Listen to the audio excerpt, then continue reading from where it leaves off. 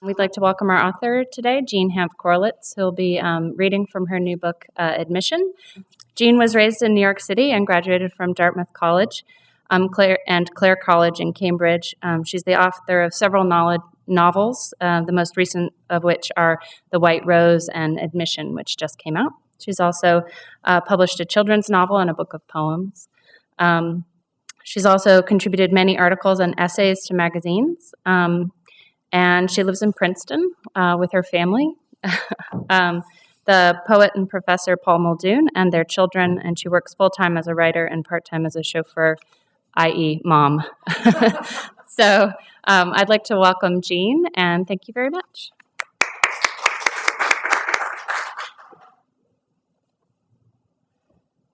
Thank you, Molly. Thank you to this small but quality audience. This was actually the first invitation that I had months ago before the book came out, and I was very thrilled to be invited, and I'm very, very, very happy to be here. As Molly said, Admission is my fourth novel, and the subject matter is something I've been thinking about since my own horrendous experience of applying to colleges back in the 1970s. And, you know, what was a gruesome process back then has only grown more gruesome and horrendous, as those of you who have applied to college in the last 20 years can doubtless testify. I became very interested in the place in our society that Ivy League applications has come to occupy, especially in our sort of family tree of American obsessions with things like social standing, social class, money, immigration, ideas of success. And it just seemed to me that every time I opened one of these subjects to look at them, I found myself looking at Ivy League admissions. I don't know how that happened. And luckily, I don't really have to answer that question in my novel. There are other books that really have looked very directly at that question, and I've read most of them. But I'm a novelist, and I'm interested in how people respond to pressures in their lives. And the protagonist of Admission is an admissions officer at Princeton. I worked at Princeton for 2 years as what they call an outside reader in the admissions office. I was not, thank goodness, given the terrible responsibility of making decisions about who got in, but I did read many hundreds of applications and evaluate them as I had been trained to do. It was a fascinating experience. It was a humbling experience. It was an experience that made me feel really good about who's applying to college right now. And that in itself is interesting because I have a teenage daughter, and I think her generation has been kind of maligned a little bit. All we hear about is the texting and the Facebooking, and we don't really hear about what they're going through and what they have on their minds. And if you want to know what's on the minds of American 17-year-olds, that's where you find it in their college application essays. They were profoundly moving. They were extraordinarily insightful and sensitive and just wonderful to read. So my feelings about how the system currently works are complicated, but at least in terms of the college where I worked, Princeton, they're pretty positive. I really came away feeling that the system may not be perfect, but I couldn't think of a better system. And people out there who have lots of ideas about how it should be done, I don't think they've really thought very carefully about it either, because some of the college environments that they would create with their methodology, for example, setting your computer to pick the top scoring applicants and then walking away, would not really produce very interesting college environments, certainly not the kind of environments we see at Princeton, for example. So I don't have an axe to grind with how it's done. I think it's complicated, but I think that's what makes it interesting. So I'm going to read 2 excerpts from the novel. My protagonist is a 38-year-old woman named Portia Nathan. She's very complicated. She's not very happy. She's made some decisions in her life that have never really left her, and now they're really coming into the foreground of her life, hence the double meaning of the word admission. And at the start of this excerpt that I'm going to read, Portia has just returned home to Princeton after a difficult Christmas visit with her mother in Vermont. She's come home to an empty house because while she's been away, her partner of 16 years has moved out to move in with someone else who's already pregnant. So it's a rough homecoming. And after a very short time back in her house, she discovers that she's pretty unhappy to be home. So this is where we're going to start the excerpt. And you'll see why I chose this excerpt, because a certain internet company is, in fact, mentioned in this excerpt.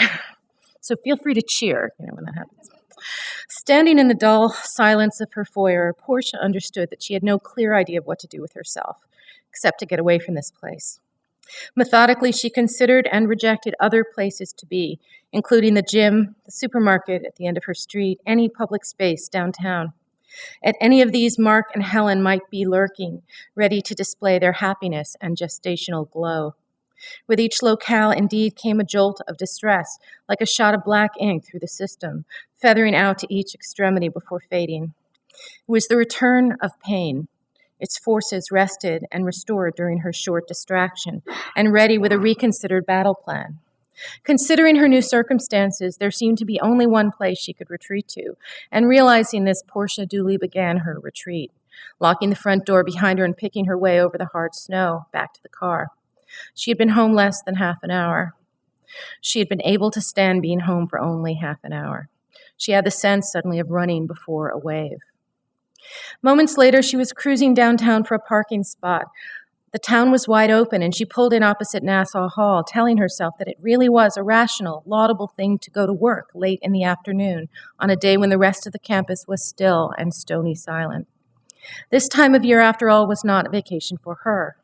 The application deadline had only just come and gone, and so had commenced reading season, a tunnel of stress and weighty decisions, ringing phones, an email inbox that filled at the rate of 4 messages per minute. Students terrified they had mistyped their social security numbers. Guidance counselors duty-bound to report that an applicant, along with the rest of the football team, had just been given a citation for disorderly conduct. And always, always, parents.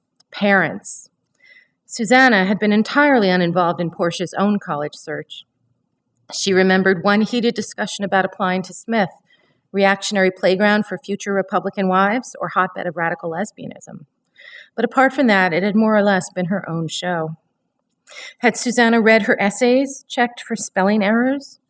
Had she offered to hunt down friends or cousins with connections to the various admissions offices, misguided though that surely would have been even back then?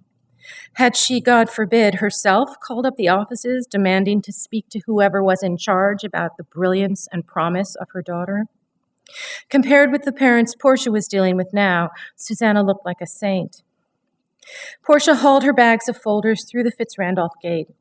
Nassau Hall, Princeton University's nerve center, and for a few heady months in 1777, home to the infant U.S. government, looked majestic in the failing light with its great preening tigers and fluttering ivy.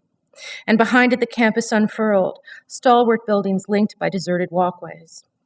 Looking up at West College, she saw no lights at all. Not Clarence's corner office, he and his partner were in New Haven with friends. Not Dylan's, visiting his parents in Houston. Not Corinne's, with the kids on some island. That she was here after nightfall was not in itself unusual. In January, February, and March, as the intense period of reading gave way to the still more intense reading period of committee meetings, all of them frequently worked late into the night, percolating along in a fittingly collegial rhythm. She had sometimes certainly been the last one out the door, intent on making it through Western Oregon, or the Archbishop Middie School, or the imperious baseball coach's most urgent requests, before allowing herself to head for home.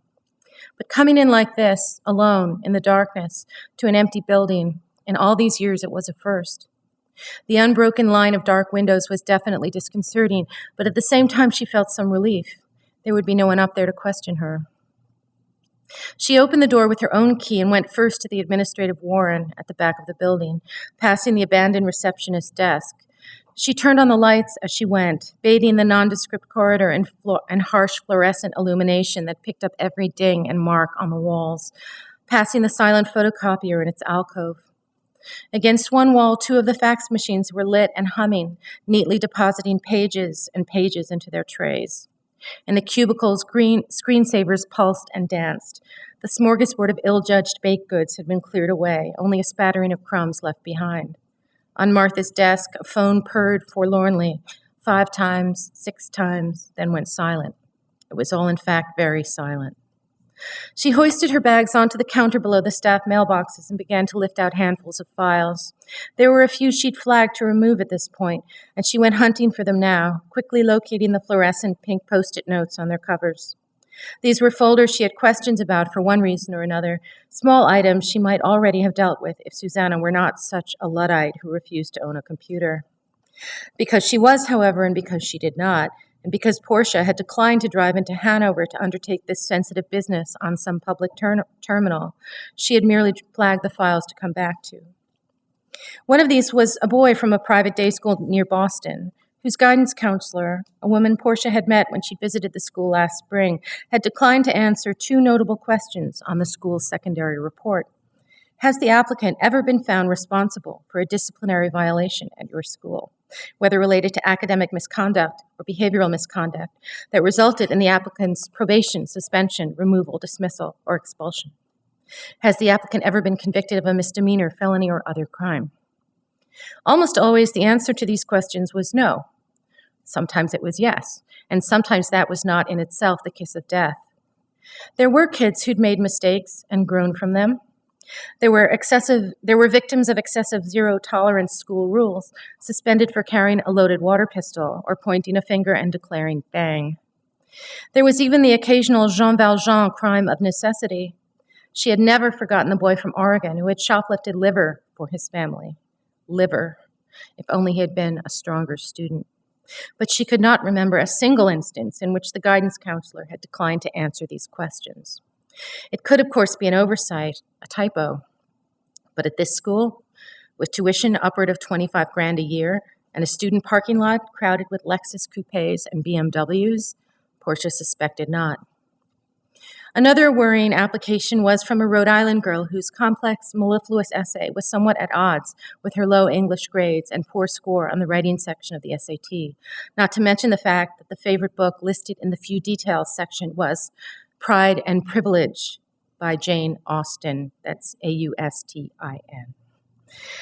Portia accordingly wanted to check the girls' tribute to Fannie Lou Hamer against their databank of essays for sale. These were gleaned mainly from internet sources, where they were billed as teaching tools and slathered with disclaimers, but supplemented by an Iowa entrepreneur with an essayist for hire business. This unpleasant individual had decided to publish his expertise in book form and closed up shop by mailing his entire backlist of custom essays to every college his clients had ever attended, plus People magazine. Of course, the Rhode Island girl might simply have risen to the challenge of her essay, taking her time, thinking through her points, checking her sentences carefully to avoid grammatical errors. But there was something in the ease of the language that worried Portia. Correctness, after all, was achievable with sweat, but in her experience, it was nearly impossible to drill grace into prose. There was also a boy from Boston Latin who had furnished a list of Princeton philosophers he wanted to work with, and an essay of such dense philosophical prose that Portia had had no idea what he was talking about. In fact, she could have sworn when she'd read it at Susanna's kitchen table days earlier that it had something to do with zombies. What next, she thought? Mummies and vampires? She had decided to send the essay to David and ask him to sort it out. Philosophers seemed to have a knack for recognizing their own kind, as well as the imposters in their midst. Finally, there was the Connecticut boy whose long list of school government offices, dramatic roles, community service projects, and baseball positions had ended with the words, National Judo Champion. It might, of course, be true, but in Portia's previous dealings with bona fide national judo champions, and not a few had indeed applied to Princeton, this accomplishment did tend to be noted in recommendations and to require enough practice time to preclude student government, drama, and varsity baseball. National judo champions also had a tendency to write about being national judo champions. They solicited their coaches for references and supplied newspaper reports attesting to the fact that they were, well, national judo champions. It would easily be settled by Google, Portia thought, finding the file at the very bottom of the stack and setting it aside. Why anyone would bother to lie in the age of Google was baffling. "We are trusting skeptics," her first dean of admissions had told her years before. "We believe what they tell us, but they'd better be telling us the truth."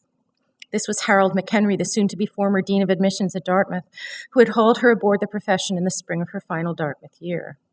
Harold's sense of fair play he sweetly assumed everyone else likewise embraced, had been one of his most endearing qualities.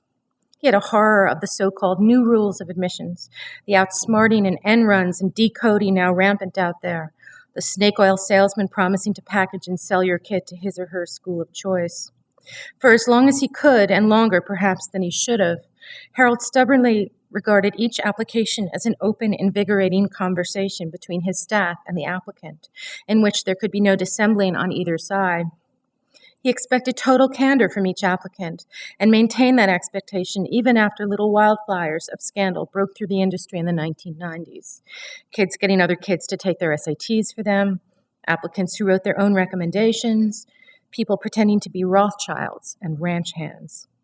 These events had been personally wounding to Harold, but he had stayed the course, doing his best to ride the new waves, trying to maintain his personal honor code. There was something a little haunting about this terribly ordinary room, Portia decided. She tried for a moment to see it not as the generic office it absolutely was, but as the epicenter of so much fervent speculation by students, teachers, counselors, and parents.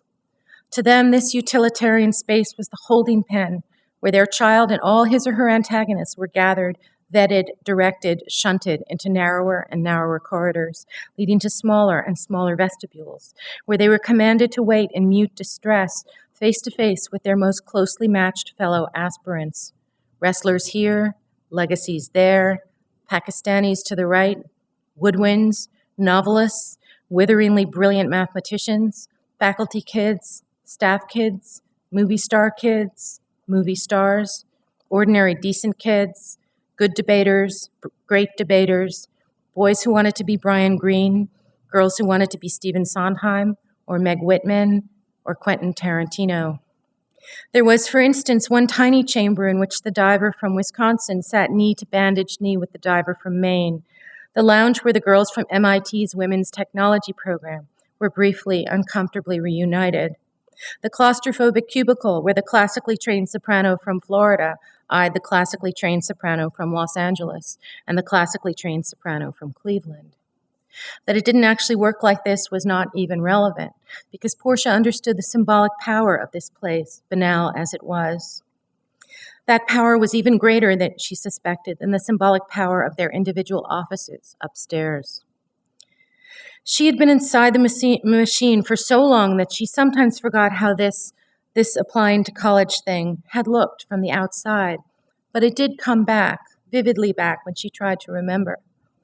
It had been like watching a mass of seemingly identical sheep cram themselves into a great black building with no windows, knocking against one another, stepping on one another's hooves and over their panicked bodies when they fell. At the other end of the building, only a thin line of sheep trickled out into bountiful fields. And what was it about those sheep, which looked to all intents and purposes exactly like every sheep who had crowded in? What made them special? Why should they get the meadow when those others were barred? What happened inside that box was a mystery, a secret shielded from the light. She remembered how the class ahead of her in high school had been sorted, with the most cerebral Latin geek shut out from every college he'd applied to, while the class's drug dealer of choice had his pick of Harvard and Brown. How the valedictorian, who was also the student body president, retreated in humiliation to his safety school, while the dullest dishwater football player trotted off to Cornell. Who were these people in the admissions office at Swarthmore and Williams, and what could they have been thinking when they accepted Camilla Weldon, Portia's soccer teammate and the most superficial girl she had ever met, but passed over Jordana Miles, who wrote her own column in the school newspaper and had actually published 3 short articles in 17 magazine. There was perhaps no mystery, however, as baffling as that of her own admission to Dartmouth. She had been a worried high school senior, lacking in, well, anything special, really. A pretty good student, pretty good soccer player, pretty good writer, and all-around nice person. Portia knew exactly what would happen to her own college application if it arrived through some warp of time and space in this room today. With her strong GPA and merely quite good scores, busy athletic schedule, and character-building volunteer efforts, Portia Nathan's application would have landed in the great moving tide of similar applications. Great kids, smart kids, hardworking kids, who would certainly do great at whatever college they ended up going to, which almost certainly wasn't going to be Princeton. The secret of her own mediocrity was quite likely similarly held by men and women all over the industry. To wade through these best and brightest 17-year-olds was to be at once deeply reassured by the goodness and potential of the American near-adult population, and deeply humbled by one's own relative shortcomings. These students were absolutely going to make scientific discoveries, solve human problems, produce important works of art and scholarship, and generally, as so many of them pointed out, give back to their communities and make the world a better place. She, on the other hand, was fit only to make life-altering decisions on their behalf. And how could that make sense? So that's the end of the first excerpt. Oh, thank you. Are there any burning questions, or should I segue directly into the next one? Or you can hold them until later. Okay. I have a question to ask, actually. So you said that you were kind of intrigued by the admissions process for a long time since you applied. What made you go ahead and take that step to approach the dean of admissions and ask to be a reader and with the intention of eventually writing the book? I knew that Princeton. I'm a faculty spouse at Princeton, so I've watched an entire generation of Princeton students pass through my husband's classes and my own home because I have kids and Princeton students are fabulous babysitters. So I really have had my eye on Princeton students for a long time, and I love them. I adore them. I think they're amazing people, but they're terribly ordinary too. And, when you look at other college students, it's not that they have light shining out of them that makes them those sheep that are the ones that get the meadow. And of course, I was fascinated. I'd heard, a lot of people talk about how hard these decisions were, how most of the applicants to these colleges are perfectly capable of coming in and doing the work and contributing to the community. I mean, my question is the same as almost everybody else's. How on earth can you decide? And, it's only getting harder because in defiance of all, logic in the last couple of years with the economy tanking, applications to places like Princeton have gone up, and not just a little bit, a lot. So, whereas in my day, 30 years ago, I think the acceptance rate at my college was something like 18%. That seemed pretty tough to me. Today, my college is below 10%. So, I'm full of compassion for our kids, basically, who are going through this now. So I went to them and I said, I want to write about this. I want to write a novel about Ivy League admissions, and will you hire me? And frankly, I didn't expect them to say yes, but they did. And as I said before, I really loved the work, and it was just a fascinating job. And I learned both those things, that, the ones who get in are absolutely spectacular, but they're very ordinary too. So, there is no, be-all and end-all that makes that difference. And yet, you can see the ones that really, really shine among the brilliant and amazing. So, I have a kid. I have a daughter who's about to go through this. So I really feel everybody's pain. So anyway, let me move on to the next. This is actually from the following chapter. And I know you want to find out what happened to all those kids who Portia flagged. So now you're going to find out what happens to them. And, there's quite a bit of humor in this book. Just because this is incredibly serious to a lot of people, including me, doesn't mean it's not incredibly funny, too. So, the kid who had written about zombies, it turned out, was the real thing. His impenetrable essay, which she had dispatched to David through the university mail, came winging back the first week in January with a cover note that read, "Definitely, absolutely." Portia found the file on the overhead shelf she used as a parking lot for applications, awaiting something or other. She slipped this memo in the back and made a note in the department rating area of the reader's card, a seldom used but highly influential section on the front. Then, before she let it go, and armed with David's endorsement, she made another attempt to glean some sense from the essay. Here's the essay. Certain things are conscious. We may not know what it's like to be a dog or a bat, but we know, or at least we think we know, that animals have feelings and experiences. We also know that a creature's conscious life is somehow determined by what's going on in its brain. So here's a question. What exactly is the relation between conscious experience and the brain activity that underlies it? Many philosophers, materialists, have thought that conscious experience just is brain activity, in the same sense in which heat is just the motion of molecules. The zombie thought experiment puts pressure on this sort of view. We seem to be able to imagine or conceive a creature that is just like you in every physical respect down to the last detail, but which is altogether unconscious. A zombie will move and talk as if it were awake and genuinely aware of its surroundings, but its inner light is off. It has no subjective experience. Now, the fact that we can imagine such creatures gives us some reason to believe that they are logically possible. But if it's logically possible for a creature to have a brain just like yours and no conscious experience, then consciousness is not literally identical to brain activity. Instead, we should say that brain activity normally causes consciousness in the sense in which heating up the filament in a light bulb normally causes it to glow. On this view, the physical aspects of an organism are distinct from its subjective mental aspects. At best, there are various causal laws connecting the two domains.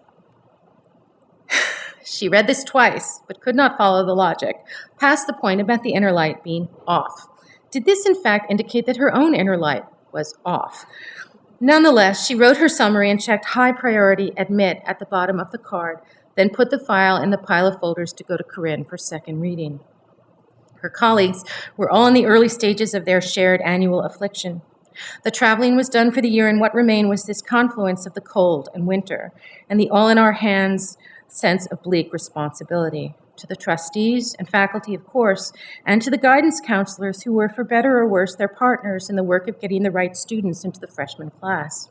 And yes, to the alumni, because Princeton honored its graduates and wished to retain their high opinion, but mainly to the applicants themselves, who collectively seemed to hover everywhere in Portia's imagination, like spectral Jude the Obscures waiting for the verdict on their futures, and Portia very much feared their sense of self-worth. Sometimes she imagined them waif-like across Cannon Green and behind West College and along Nassau Street, winding their white, supplicating hands through the great iron gates. This was not, needless to say, an image she shared with her colleagues. No one was complaining aloud, but then again, no one had to. The weight of the burden was intense and everywhere, and the entire crew, fighting the same cold, shuffled through the corridors with the same set of dour thoughts.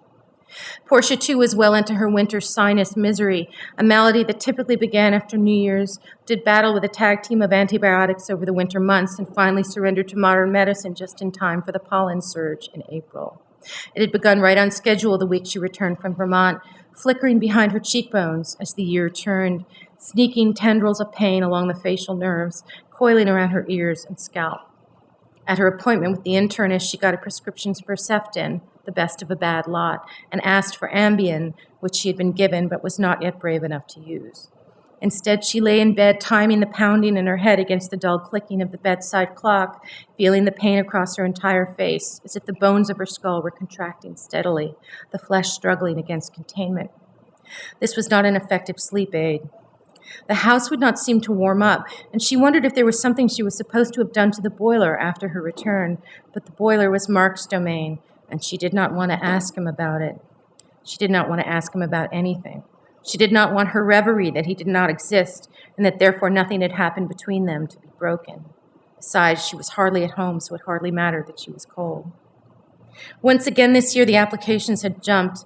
up 800 this time, more evidence of the still swelling population bubble of teenagers, and two, perhaps that their efforts to reach beyond the traditional applicant pool to students who might not have thought to apply 10 or even 5 years earlier were proving successful. It all seemed utterly overwhelming just now, with every surface in her office piled with files and boxes more waiting downstairs in the office. But no one was panicking because they always felt this way at this particular moment in the cycle. There had never in Portia's recollection been any real worry that they wouldn't finish in time, though the task did have a way of expanding to fill every worker's every available hour. This was the point in the admission cycle when Portia became reacquainted with many of the students she'd spent the previous spring encouraging to apply to Princeton. Selling the university, of course, was not difficult, but overselling it to potential applicants sat near the top of every critic's list of complaints. The gist of this being that top-tier colleges went out of their way to get vast numbers to apply, only to admit an ever smaller percentage and earn, as a result, a higher U.S. News and World Report ranking. But while Portia did sometimes wish that there was a way to selectively discourage the students she met while visiting high schools, she would never and could never do it. Not only was it the office's philosophy that every student should feel welcome to submit an application and that equal and thorough consideration awaited everyone who did so, the fact was that you just couldn't tell when you looked into their serious, tremulous faces at the information sessions who was the kid who cheated his way through Calculus BC and who was the kid whose English teacher was going to call him the most exciting student I've had in my 30-year career. What if she discouraged some student who couldn't break 1,200 on his SATs from applying when he would turn out to be idiosyncratically cerebral, a true original kid whose unqualifiable abilities would lift the discourse in every class he enrolled in? How could you know that the thoroughly dull high school junior struggling to make conversation over cider and cookies would emerge as the writing program's most gifted novelist in a decade? Still, when their faces came back to her now, swimming up from the accounts of debating triumphs and stage fright at the piano recital, she sometimes wished she'd been able to say to them, don't try for this, don't want this, or worse, make some terrible connection between who you are as a human being and whether or not you get in. The pool once again was absurdly strong, the applicants more driven, more packaged, more worried even than the year before. They were decent kids who had never considered that their life experience was at all unusual, since they were like everyone else they knew. So when they set foot outside the United States, on a church home-building trip to Mexico or a visit to relatives in Bombay, they were stunned by the poverty, dumbstruck to discover how wealthy and privileged they were. They wanted to fix things, cure diseases, make it better. They wanted to turn into the amazing people their teachers swore they were, and their parents had always planned for them to be. They wanted not to fall short at this finish line of their entire lives, and be that kid who thought he was so great, who'd aimed so far above himself. Portia felt for them, of course. She wished, as she checked again and again the box reading "only if room," a euphemism for no, as there was never any room, that she could reach through the folder to the kid beyond and say, anyone would be ecstatic to have their child turn out as great as you. And please go and do all the things you say you intend to do. Few of them were eliminated easily. The campaigners who fashioned elaborate dossiers with glossy 8x10s of their grinning faces and sent in reams of thick stock pages enumerating each spelling test and charity walk as far back as middle school could not be dismissed out of hand because you couldn't hold somebody's personality against them. And besides, some idiot might have told them to do it. The student who provided an 18th century family tree with the name of a distant ancestor circled in red could not be eliminated instantly, though his cover letter said he wanted to go to Princeton because his antecedent had helped set up the place. The girl who had entered her email address as hotsexygirl69@yahoo.com could not be declined on the spot because even Princeton applicants were allowed to be idiotic teenagers. The ones with low SAT scores couldn't be dispatched quickly because some of them were superb and thoughtful writers with recs that begged her to see past the numbers to the singular waking mind. So when she came to an applicant who, given the benefit of every doubt, fell decisively short, she was relieved. Here was one she did not have to bring to committee, sell to her colleagues, sell to Clarence. The math geeks who hadn't done any math outside of school, only if room. The literary types who were poor writers, only if room. The faux philosophers high on Nietzsche and Ayn Rand. who hoped only to find professors worthy of having them as a student. She had no need to trouble David with their essays, such as Sartre wrote in his play No Exit, Hell is Other People. This play illustrates the theory of existentialism, which is the philosophy that since God is dead, we are all ultimately responsible for everything that happens to us. This philosophy is valid, in my opinion.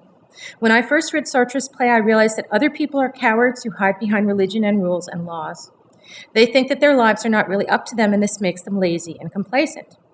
Since then, I have been reading the great works of philosophy on my own, starting with the Apology of Socrates, which shows that it is important to stand up for what you believe in, even if everyone else thinks you're wrong. After 1 year of intense study, I began to think of my own philosophy. I call it meta-existentialism, and it builds on the profound insights of Socrates and Sartre. My first book, Dionysus Novus, A Treatise on Agony and Ecstasy, is almost complete, and I hope to publish it soon. It argues that we are most real when we experience intense emotions, and that those who are not capable of intense emotion live lives that are mediocre and sad. In college, I hope to develop these ideas and possibly teach courses in philosophy and literature to impart my philosophy to others. I have found that other people often find it hard to understand my theories, but they are not professional philosophers, so that is to be expected. I look forward to studying with important professors who will definitely understand what I am saying. Only a Froome. The Fannie Lou Hamer essay had not turned up in the database, but Portia, reading through it again, could not let go of her suspicions. Misspelling both the title and author of your favorite book, as this Rhode Island girl had done, was pretty close to unforgivable on a college application. But it was the disparity between this carelessness and the superbly fluid, well-constructed, and correctly spelled essay that bothered her. There was little else noteworthy in the application. The girl was a strong student who'd taken summer classes at Brown and played squash. She did like the fact that the girl had written about Hamer, not a more obvious civil rights figure. That counted for something. But in the end, she could not disentangle herself from that pride and privilege. Only a Froome, and there would be no room. The national judo champion did not appear anywhere on the website of the United States Judo Federation. Portia looked through the application again and found nothing to outweigh this information. She marked the unlikely box, effectively concluding the matter, which left the application with the unchecked disciplinary waiver. It was 3:30 in the afternoon when she picked up the phone, summoning what she could recall of the counselor from their meeting last April, on a swing through Boston. Noble and Greenough, Milton Academy, a charter school in Roxbury run by a heroic woman in her 60s, and Porter Country Day School, Portia's final stop. The counselor was in her late 30s, small with blonde hair blown straight, and an accent Portia remembered thinking more New York than Boston. Her name right on the secondary school report was Elisa Rosen. She picked up quickly, as if she'd been waiting by the phone, and if she sounded initially distracted, the utterance of the word Princeton made her snap to attention. "Of course I remember," she said with great warmth. "You had a name from Shakespeare. Juliet? Helena?" "Portia." "Ah, yes, the quality of mercy. Very appropriate for an admissions officer." Portia nodded. It was not the first time she'd heard this. "How can I help?" said Elisa Rosen. "Oh, I just had a quick question about one of your seniors. You got about 20 from us this year." "Yes, his name is Sean Aronson. I wanted..." The warmth in her voice had fled quite suddenly. "And what about?" "This may have been nothing," she said carefully. "I noticed that the disciplinary action question wasn't checked. It's not a huge deal." She listened into the silence, which grew. "Unless," Portia said, frowning, "it is." More silence. "Miss Rosen?" "Elisa, please," the woman said. "I'm thinking about this." Portia, now thoroughly alert, sat waiting. The application opened before her, reading and rereading the question in question as if she did not know it by heart. "You know," Elisa said abruptly, would you mind terribly if I phoned you back in a few minutes? I'd like to phone you back." "All right," said Portia, giving her the direct line. She hung up the phone and opened the application to the first page. Dad, an ophthalmologist, went to Brandeis. Mom, a homemaker, went to Wheaton. 2 sibs, both older, one in college, one in medical school. Swimming, lots of swimming. Tennis. Probable major, economics. Possible career plans, law. Summers, tennis pro, working for Dad. Calculus and history at Andover. 1 essay about his swim coach, one about tutoring a neighbor's child who had trouble with math. His favorite movie was Donnie Darko, the single most cited film in this year's Few Details section, trailed only slightly, incredibly enough, by The Princess Bride. She'd had the impression that Donnie Darko was a horror film until some boy from Maine wrote an essay about why he loved it. Now she concluded it was merely bizarre. The phone rang, and Portia noted the caller ID on her phone, which was not surprisingly the school she had just phoned, but 617, the right area code. Tentatively, she answered, "Portia Nathan?" "It's Elisa Rosen." "Oh, yes. Hello, Elisa." "I'm sorry I couldn't talk. I wanted to have this conversation on my cell." She laughed shortly. "I'm actually in my car right now." By this time, Portia was paying very close attention. "I take it there's an issue here?" "Oh, yes. And I decided if any of you ever asked, I was going to answer. You're the first one to call, by the way. Congratulations," she said with deep sarcasm. Portia found a piece of notepaper on her desk and wrote the name of the counselor and the date. "I must ask you, please, to make this an off-the-record conversation. Can you agree to that?" Portia considered. Sean Aronson had an academic rating of 2 and a non-ac 3, smack in the middle of the pool. He wasn't a legacy, which vastly decreased the likelihood of a belligerent phone call if he was rejected. She could probably terminate the application without consulting Clarence. "Well, let's do this. Let's have a conversation, and if we come to something I think my boss needs to hear about, I'll stop you, and you can think about it, okay?" "Yes," she said after a minute. "So, what are we talking about here?" "He got hold of the chemistry final in December.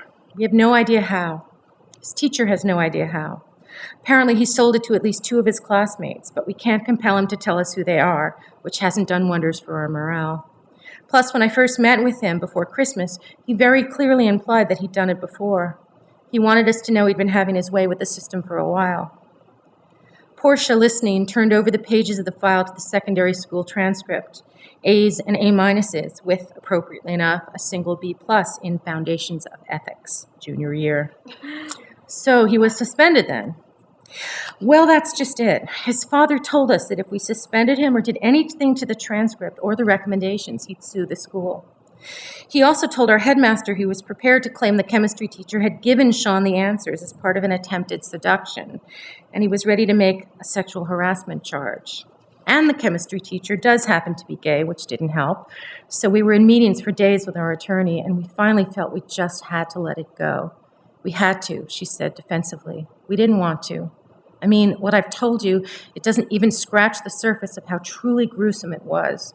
And both of his references had already sent out their letters, including, I should point out, the chemistry teacher who'd written him this glowing recommendation in November. It would have meant contacting 11 colleges with whom we've had good relationships and telling them we had a cheating scandal. But you know what? When the time came for me to fill out the SSR, I just couldn't bring myself to check that box, you know? I couldn't do it. It's my silent protest." "I see," said Portia, writing quickly. "Well, thank you for your candor." "I'm in my car," Elisa Rosen said again. "I feel like I'm in a spy novel, but I didn't want anyone to hear me talking about this. We kept the students from finding out. I don't know how.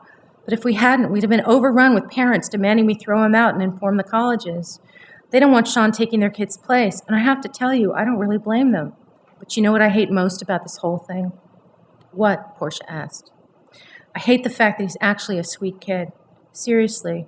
I've known Sean for years. You couldn't meet a nicer guy. Always smiling, always wants to tell you about some book he's just read or something he saw in the paper. He's very popular, but he's one of those popular kids who reaches out to the misfits, you know what I mean? And I'm not excusing what he did at all, but I gotta tell you, I don't think I'd last a week with a father like that. I mean, angry, angry man.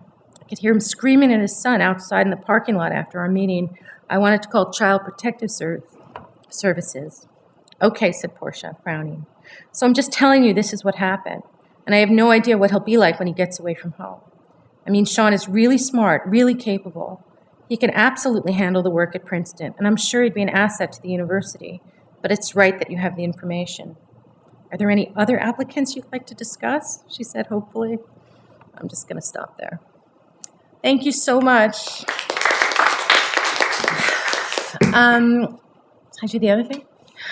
And now, as promised, Molly Stevens, your fellow Google employee, has helped me set up a website for a project that I'm involved with now. This is something that did grow out of the admission novel. In admission, every chapter begins with a little excerpt from an application essay. Some of them are funny.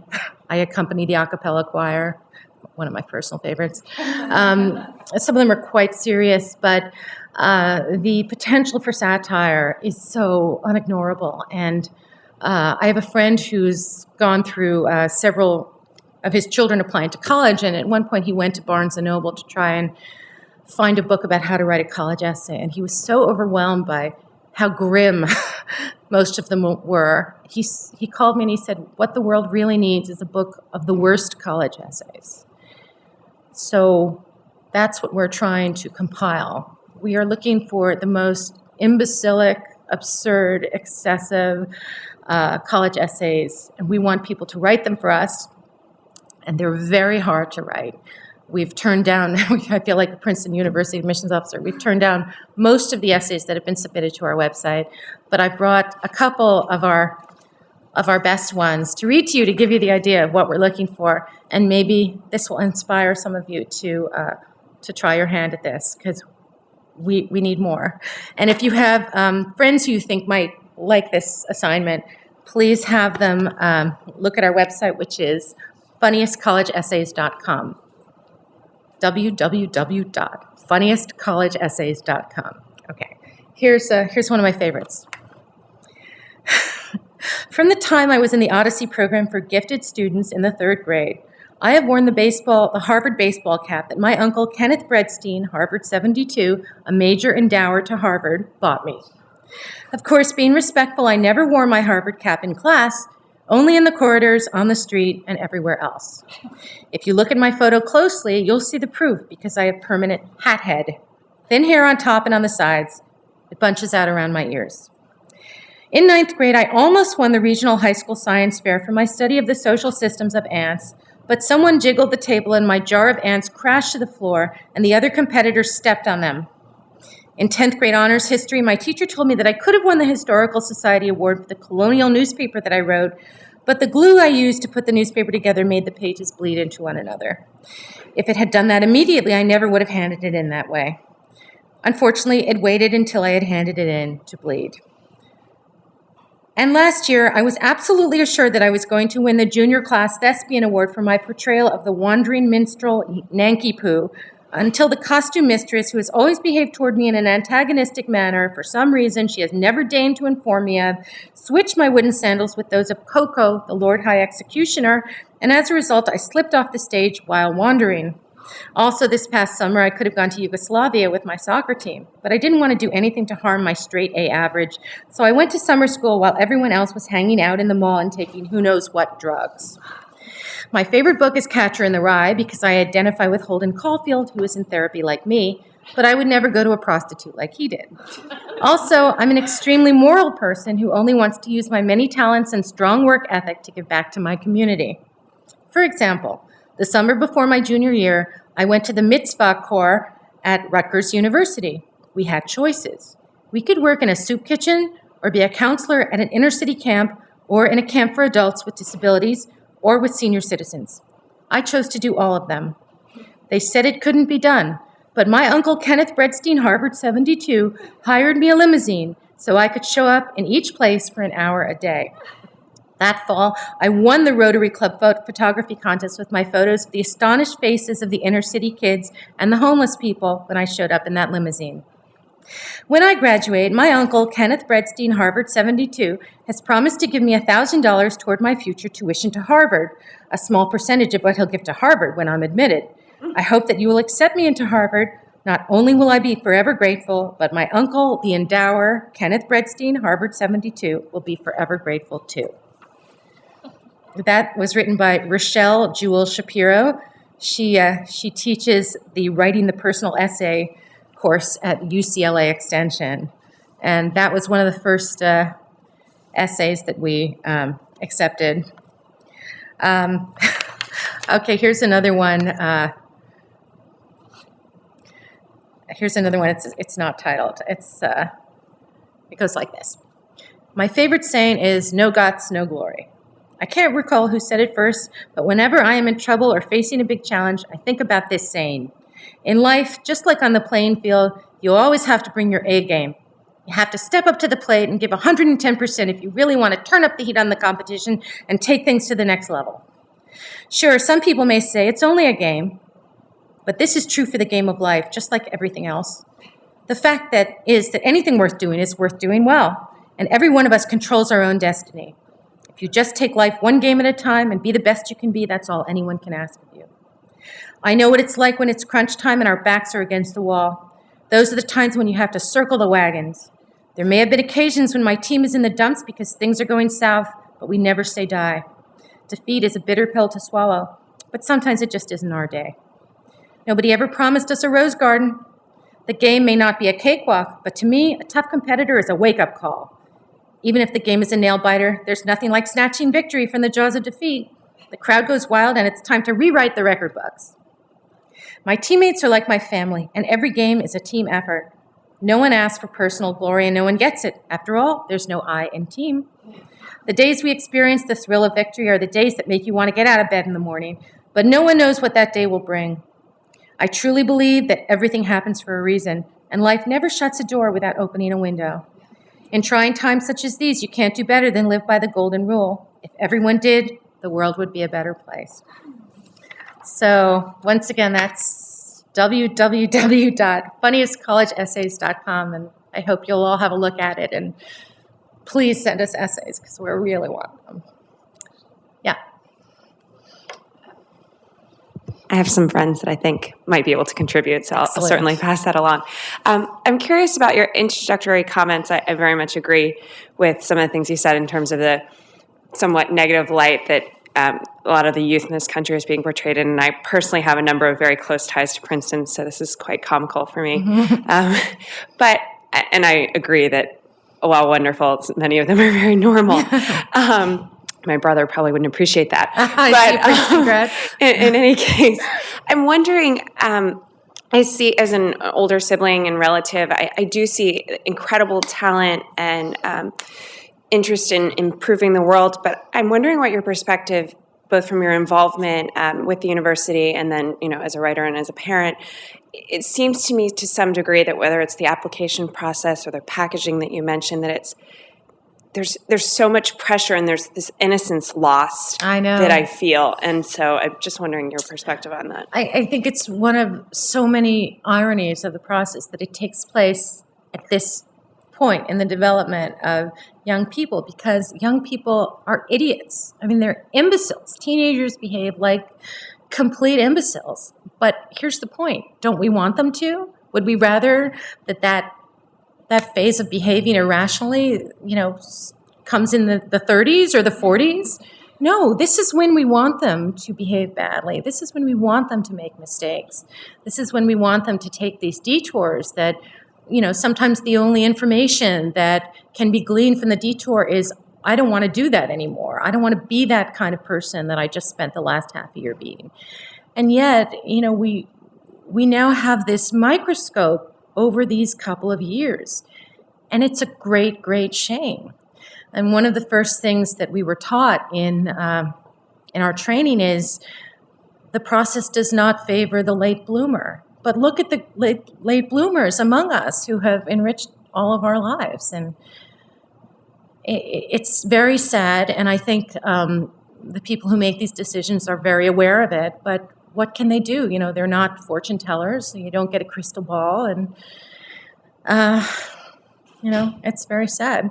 But the late bloomers bloom eventually, and then they can become professors at Princeton. I'll just say this about my husband. My husband barely graduated from college, and now he's a Princeton professor. And, there's a reason for that, but, sometimes in the fullness of time, these talents flower. So I hope that answered your question. Was there any other questions? Okay.